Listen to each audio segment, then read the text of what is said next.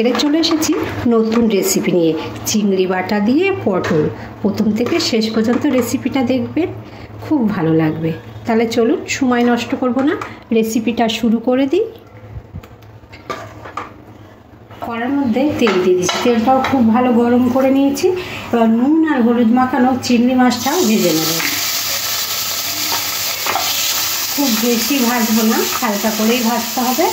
আর এই চিংড়ি মাছ ভাজতে ভাজতে আমি একটা মশলা বানিয়ে নেব। 5 কোয়া রসুন, একটু আদা, 2খানা কাঁচা লঙ্কা, একটা টমেটো আর একটু কাজু। আমি এগুলো সব একসাথে পেস্ট করব, আপনারা চাইলে আলাদাও পেস্ট করতে পারেন। চিংড়ি মাছগুলো ভাজা হয়ে গেছে, এবার উঠিয়ে নেব। চিংড়ি মাছ বেশি ভাজতে লাগবে না।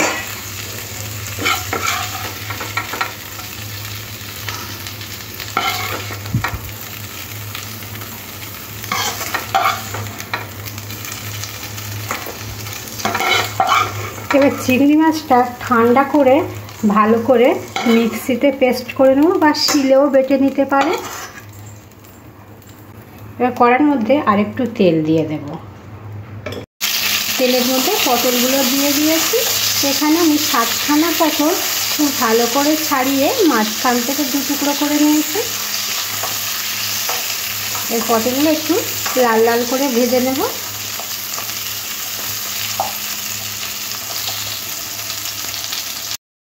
পটলগুলো এরকম লাল করে ভেজে নিতে হবে, তাহলে কাঁচা গন্ধটাও চলে যাবে পটলের মধ্যে দিয়ে। এবারে পটলগুলো উঠিয়ে নেব।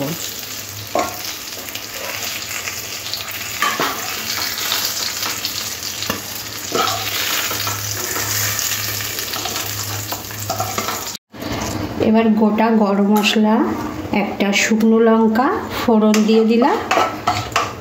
ফোড়ন থেকে খুব সুন্দর একটা গন্ধ বার হলে তারপরে এখানে একটা পেঁয়াজ আমি বেটে নিয়েছি, পেঁয়াজ বাটাটা দিয়ে দিলাম।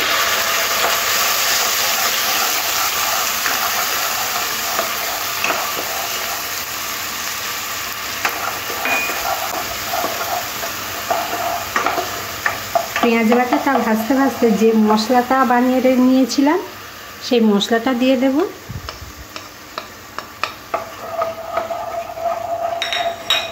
দিয়ে ভালো করে মশলাটা কষতে হবে, মশলা থেকে কাঁচা গন্ধ যাওয়া অবধি। অনুষ্ঠান বাড়ির পটল চিংড়ির আইটেম তো খেয়েছেন। আজকের আমি যে পটল চিংড়িটা বানাবো একদম সহজ রেসিপি, আর খেতেও টেস্টি। এবার একে একে গুঁড়ো মশলাগুলো অ্যাড করব। 1/2 টিস্পুন হলুদ গুঁড়ো, 1/2 টিস্পুন লঙ্কার গুঁড়ো,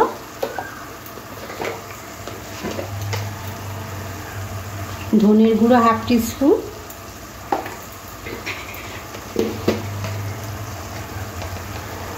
জিরের গুঁড়ো 1/2 টিস্পুন,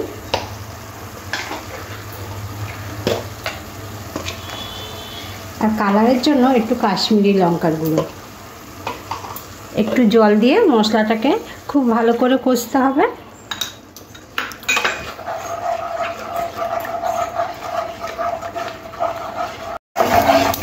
মশলাটা কষতে কষতে স্বাদ অনুযায়ী নুনটা দিয়ে দেব।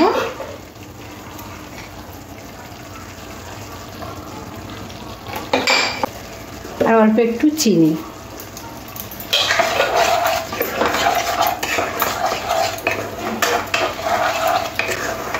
দেখুন মশলার কালারটা খুব সুন্দর এসেছে। এরপরে ওই যে চিংড়িটা আমি মিক্সিতে ভালো করে পেস্ট করে নিয়েছি, চিংড়ি বাটাটা দিয়ে দেব।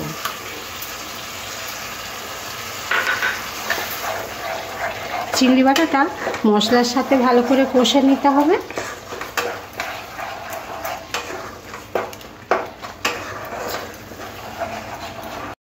মশলাটা খুব ভালো কষা হয়ে গেছে, মশলা দিয়ে খুব সুন্দর একটা গন্ধ ছেড়েছে। এরপরে জল দিয়ে দেবো। চিংড়ি বাটা দিয়ে একটু জলটা দিয়ে দিলাম।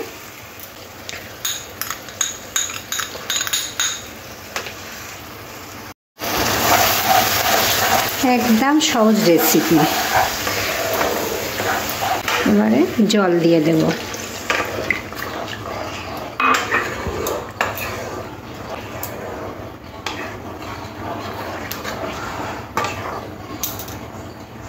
এরপরে ওই যে ভেজে রাখা পটলগুলো দিতে হবে। এর গ্যাসটা মিডিয়ামে রাখবো, রেখে 5 মিনিট ঢাকা দিয়ে দেব।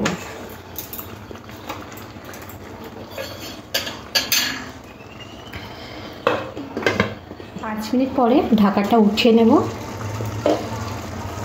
খুব সুন্দর কালার এসেছে, দেখতেও খুব ভালো লাগছে, খেতেও খুব ভালো লাগবে। পটল তো অনেক রকমের পটলের রেসিপি বানানো যায়। আমার মতন কি আপনারা চিংড়ি বাটা দিয়ে পটল বানিয়েছেন? যদি না বানিয়ে থাকেন চটপট এই রেসিপিটা বানিয়ে নিন, আর কেমন হয়েছে অবশ্যই জানাবেন। আজকের মতন এখানেই শেষ করলাম। পুরো রেসিপিটা দেখার জন্য আপনাদের অসংখ্য ধন্যবাদ। সবাই ভালো থাকবেন, সুস্থ থাকবেন। গ্যাসটা অফ করে দেব, দিয়ে নামিয়ে নেব।